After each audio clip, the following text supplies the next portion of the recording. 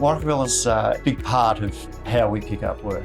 We have designers come in here and they say to us, oh, you can draw it that way, look how good that is. We can't do that. And I said, well, Microvellum can. So that's how we pick up a lot of work, is by the detail that we can put into the plans and the detail that Microvellum does for the job.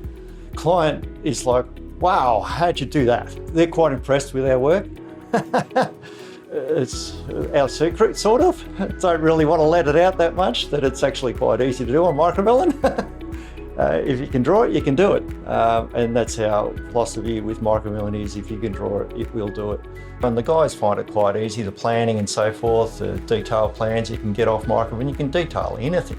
And the guys can see it in there. You can show them a 2D model or a 3D model of what it's actually coming together, and they just click on and off they go.